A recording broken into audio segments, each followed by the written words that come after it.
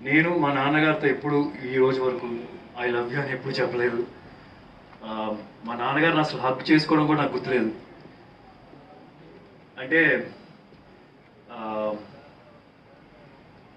అంటే జనరల్గా విజయవాడ నుంచి వచ్చినప్పుడు జనరల్గా కొద్దిగా తక్కువ ఫిజికల్గా లోపల ఎంత ప్రేమ ఉన్నా సరే బయటకు వచ్చేసి చూపించుకోవడం అట్లాంటివి చాలా తక్కువ ఉంటుంది. But I miss it. నాకు అప్పుడప్పుడు గుర్తొస్తూ ఉంటుంది, అరే ఎప్పుడు నేను హక్ చేసుకోలేదు. నాకు గుర్తుందలా ఎప్పుడో నేను 5 years ఉన్నప్పుడు ఇలా వెనకాల సీట్లో కూర్చొని మా నాన్న ముందు ఉన్నప్పుడు ఇలా వాటేసుకోవడం కాళ్ళు ఇక్కడ పెట్టుకొని, అది మాత్రమే నాకు గుర్తుంది. అది కూడా వర్షం పడుతుంటే ఇలా హక్ చేసుకున్నాను, అది మాత్రమే గుర్తుంది. So I always miss it. ఇప్పుడు కూడా ఎప్పుడైనా కనిపించినప్పుడు ఇలా హక్ చేసుకుందాం అంటే ఎప్పుడో అనిపిస్తుంది కానీ ఆపేస్తుంటా. అందుకనే మా అబ్బాయిలు ఎప్పుడైనా ఉంటే మా ఇంట్లో ఉన్నారంటే ఇలాగే ఉంటారు 24 hours. కొంచెంసేపు వదిలినానా అంటుంటారు. సో నేను అదే మా నాన్నగారికి అప్పుడప్పుడు అంటే ఈ రోజు వరకు నేను ఆయనలో ఒక కోప్పడటం కానీ, నా మీదనే కాదు ఎవరి మీదైనా సరే ఎవరిని కొట్టడం కానీ కోప్పడటం కానీ.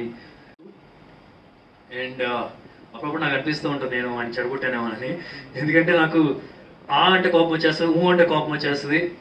నేను చిన్నప్పుడు కూడా ఇంటి నుంచి బయటికి వెళ్తున్నాను అంటే ఎవరితో గొడవలు పెట్టుకొని లేకపోతే ఏదో కొట్టి తను నిన్ను లేకపోతే ఏదో ఒకటి చేసి వచ్చేవాడిని. సో అప్పుడు మా ఇంట్లో అప్పుడప్పుడు చెప్తూ ఉండేవాళ్ళు, నువ్వు మాకు పుట్టలేదు, నువ్వు అడవిలో దొరికావు అని చెప్పేవాళ్ళు.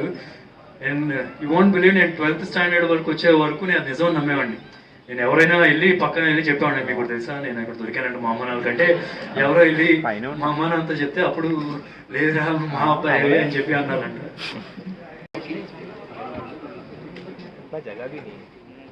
వచ్చేసారా? మాకు ఇక్కడ కాస్ట్ అండ్ క్రూ ఎంత ఇంపార్టెంటో మాకు ఇది కూడా అంతే ఇంపార్టెంట్ అండి. బేసిక్గా ఇది ఉంటే చాలా స్పీడ్గా మేము ముందుకెళ్తామని ఫిక్స్ అయ్యి మేము ముందుగా పెట్టడం జరిగింది. యా